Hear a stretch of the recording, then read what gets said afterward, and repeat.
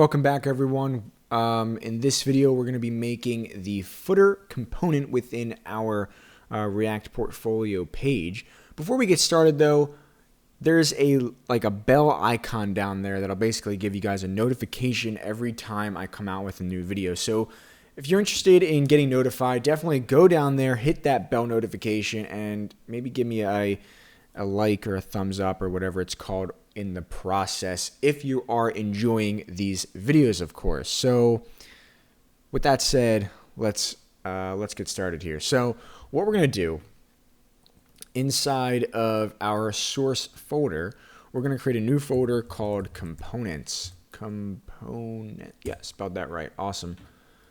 And then inside of this components folder, we will create another file called footer starting with a capital F. Next, we're going to import React from React.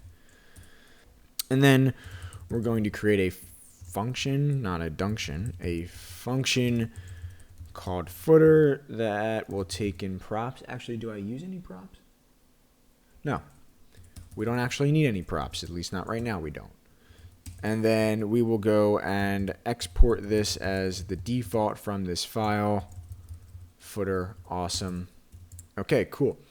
Let's create a return method inside, or just not method, but return inside of here. And then we will add a footer component or a footer element. This is just a standard HTML element. We'll have class name, and we will have margin top. And that's basically because we want there to be like an automatic kind of margin or space between the footer and whatever is on top of it. Next, inside of here, we're going to add the container from React Bootstrap. And then inside of the container, we will have a row, which I don't believe we've seen before, but we will have one of those. And this is going to be called, row. We'll save that. And then inside here, we're going to have two columns. And these columns we also have to import from React Bootstrap. Now, you can do this all in one line. However, it says that this is like the recommended way of doing it because then I guess, I don't know why, it's just that's what it says ideally to do. But no, nevertheless, we'll come down here and we're just going to have my name here, which is going to say Garrett Love. And then we will have a class name for the column. I know you can't really see any of this stuff because we haven't actually added it yet. So what we can do is after we finish this column, we'll go ahead and actually add it in there. The next thing that we're going to do is we're just going to say padding 0. And then we will set the, how big it is to 3 columns. At least 3 columns, like when it's medium. Maybe we should do small. We can do small, like 12. Okay. Let's really quickly go in here and we will add in our footer inside of the container here so we can kind of get an idea of what we're doing here. Also, side note, the reason I didn't make this into a header is because I actually tried doing that when making this portfolio originally for myself, and for some reason there's, I guess, some issue with the router where it just doesn't really work. It'll do everything properly except for actually route you to the proper page because maybe, I guess, it's not technically like within the router. I mean, I don't know. I thought that's what components were supposed to be able to do, but I don't know. It didn't really work, and I, posted a Stack Overflow question about it. I looked around all over, and no one really seemed to have that issue, at least with the stuff that I was looking at.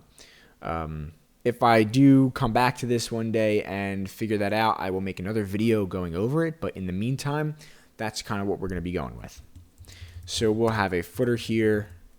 This is our footer, in fact. And then we just have to import this. Now, what I like to do with my imports is I like to have all of the imports that are either from React or from, external libraries that I'm kind of getting. I like to kind of group them together, and then I like to have my own personal stuff, like components that I've made, in a separate section in the imports. It just kind of helps me see what's what.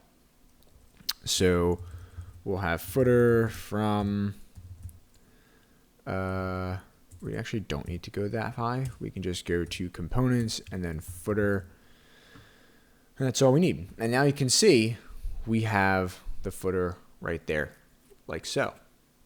The other thing that we do want to do to the footer is we want to come over here and add this, not false, we want to say fluid, we want to be true, so that it'll kind of follow a more similar line with that. Where is that? And then one other thing that we can do is on this row here, we're going to add a class name there as well. So kind of make it, I guess, more like the navigation bar, because it's pretty simple. There's not too much going on. So we'll have a border top. We'll then justify content between, and you will see why this is important in a moment. And then we'll have padding of 3. So we kind of get this looking just like it is up top. Next thing we're going to do is we will create another column, except we have to spell things correctly. This will have a class name. We'll put some text down here that just says, this site was made by Garrett Love. That's me. And then you kind of see that it's sort of there. So what we now need to do, and the reason that we needed this justify content between is because if we get rid of that, it doesn't actually change. And the reason it doesn't change is because this thing is taking up, this column here is taking up that much space. You can see that, right? So what we need to do is we need that back, and we also need to have a medium here of whatever the, I guess, right size would be, maybe 8, 4, whoops, wrong thing. How about 3 maybe, to get it kind of closer to the end.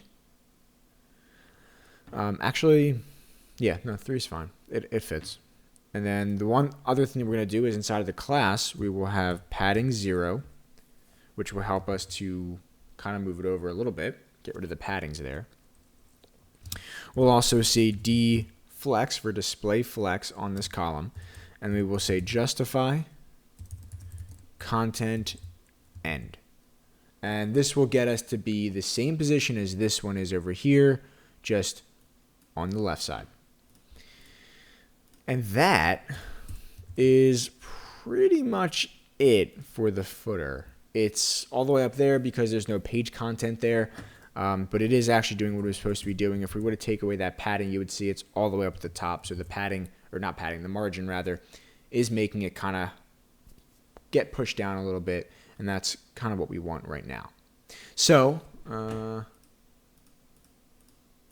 already 9 minutes. Okay, so that's going to be it for this video. I don't want to put too much stuff into it because the next one I think will be a little bit more, because we'll be doing the home page and also the routing that goes along with that. So if you guys enjoyed this video, let me know down in the comments below that you enjoyed it, or also let me know if you didn't enjoy it and how I can improve it. That's good too. Make sure to hit that subscribe button if you want to get the rest of my videos, or the bell symbol or whatever, and give me a thumbs up. And yeah, all right. Thanks guys for watching. I'll see you in the next one. Take care. Later.